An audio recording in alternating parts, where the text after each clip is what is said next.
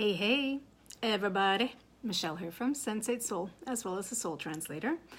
And I wanted to pop in here to speak for a moment on codependency and entrepreneurism. You're like, Michelle, what do those two have to do with each other? Let's talk about that for a sec. So, let me introduce myself just briefly here. So I work with sensitivity and empowerment in life and business with the specialty niche, as well with working with HSPs and empaths and what I call as empreneurs, creative empathic entrepreneurs, to make a life and business that plays on your sensitive strengths and that is successful for you. So I want to speak about this codependency and entrepreneurism. So if you are someone who is highly empathic, who is also highly sensitive, and also is an entrepreneur, and this can actually apply to those who aren't necessarily identifying yourself as HSP, because it has to do with generally like the mindset of how do we step in and help others. If you are someone who has had more challenges in your life, being codependent or what I call being empathically entangled, this is going to be possibly a really big eye-opener for you, or also just a new way to look at things. And I give tips and stuff like that. I don't have tips with this one, except for I just invite you to look into if this is going on for you, because I know it has gone on for me. And I definitely see this in the people that I work with. So being codependent means basically that you are the one who thinks that it's your job to fix, save everybody else from themselves, from their own mistakes. It's really about wanting to. In the underneath of it, it's a beautiful sentiment. It's wanting to really not see anybody else hurt or going through challenges or struggles.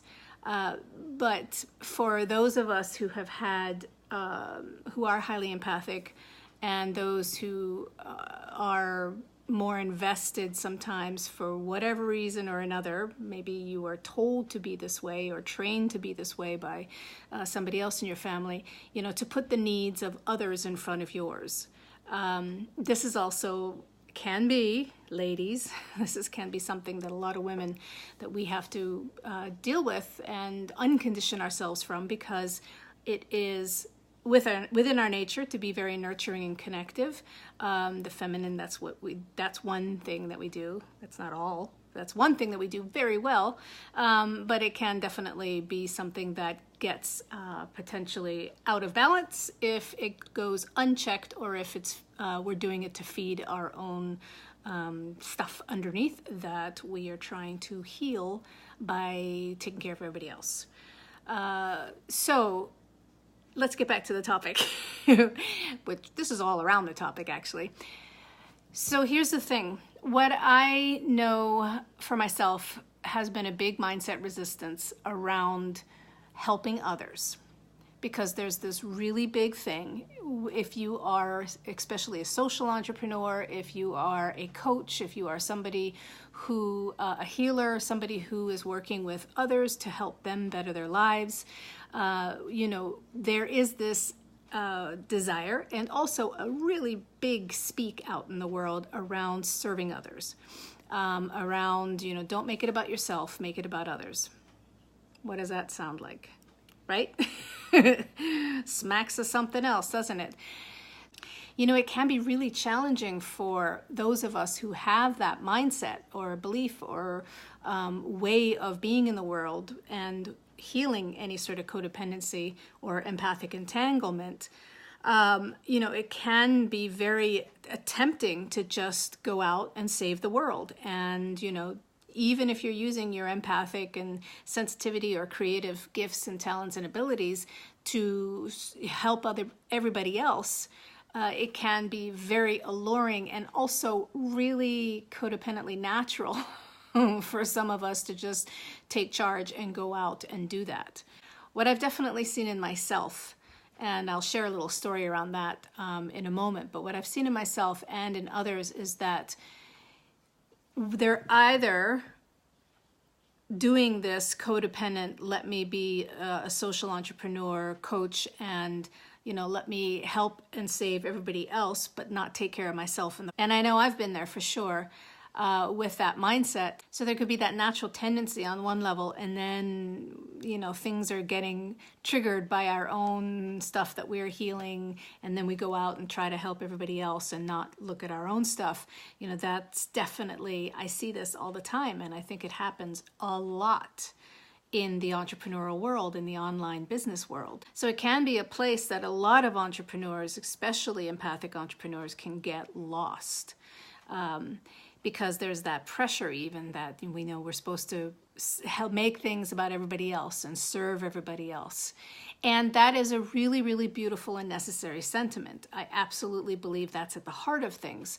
But we really have to be careful with ourselves that we're not buying into it or just doing it by default because of our own issues or things that we, have to deal with for ourselves inside, and especially if that is triggering any sort of codependent mindset. So the other side of this that I want to share, and also that personal story, is the fear and also the mindset that you really can't help anybody. Because what happens when we're super codependent? Usually we can't help anybody because, first of all, it's not our job to. And second of all, it doesn't ever work because we're only here to help ourselves and then others, because, it's that whole thing, the blind leading the blind, that's not going to work.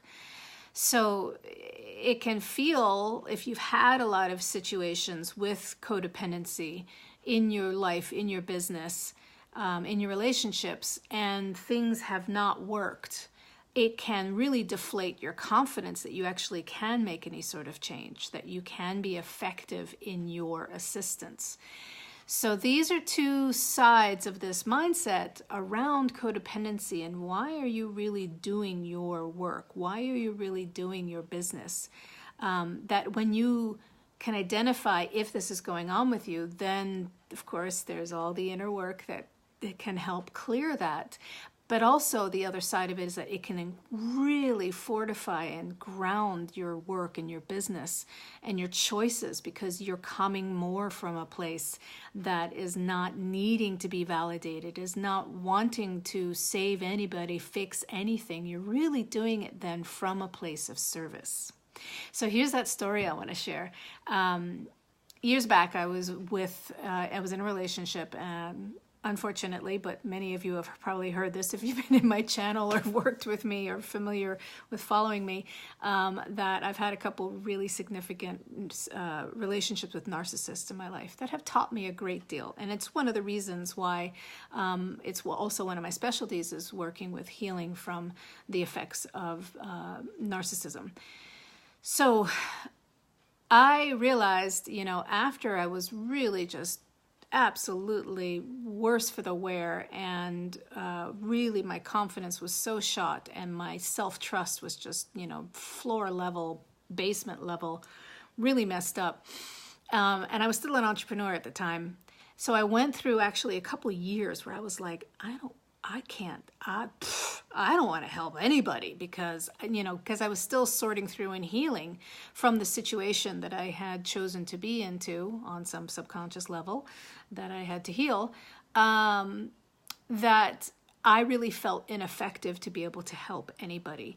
So therefore, of course, even though I was still doing things in my business to help others, honestly, there was a part of me that didn't believe it, that really felt almost resentful. And that's a really hard thing to admit, but it was that feeling of like, I'm not going to help you. It's like, I can't help you. I'm not going to help you. And I'm not capable to do it because I couldn't help this other person. Yeah, couldn't help them.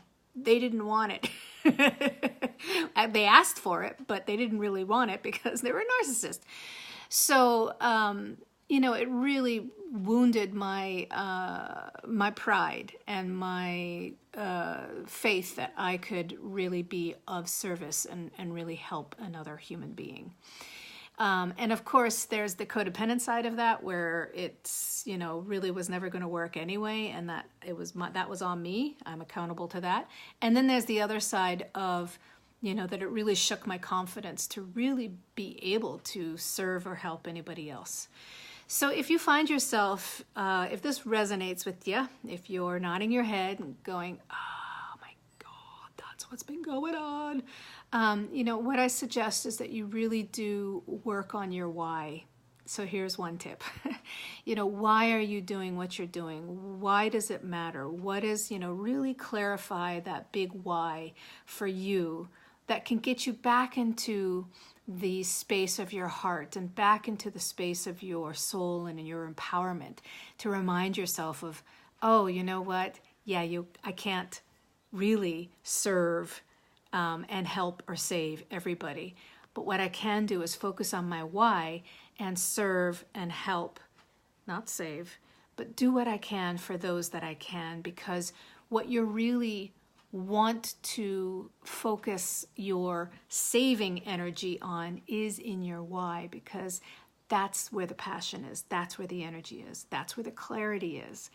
And that's the thing you want to be, if there's anything you want to be codependent with, which, no, don't be co-independent with it, but I'm kind of joking here. But if there's anything that you want to feel so devoted to on the level that sometimes we can be, with codependency, if you want to take that energy of codependency, which can feel like dedication and commitment, and use that type of energy to apply to your why, do that, my friend. That will help a lot. That's what has been helping me, because we do need you. The world really does need what you have to offer, what that special soul sauce of yours is, what that special sensitive power that is yours. I mean, hello, again, let's look at Greta Thunberg, the 16-year-old Swedish, climate activist. She gets to be called an activist at 16. Yes, she does, because, and she is an HSP, and she's out there saving the future, saving the climate, saving the world, but she's focused on her why. Her why is to help the future and help her future, so that she has a planet to live on. So that is she's a beautiful example of somebody who's really leading with their why, doing something that is highly saving of and serving of others. All right, so there we go. I hope you've enjoyed this video. Please do give a comment below if there are thoughts that you want to add to this, and I will get back to you for sure on wherever you're seeing it. I will respond. Also, share with a friend, give it a like, subscribe to my channel while you're here, and also do come on over to Sensate Soul and find more support for your sensitivity and empowerment in life and business. All right, talk to you later. See you in the next video.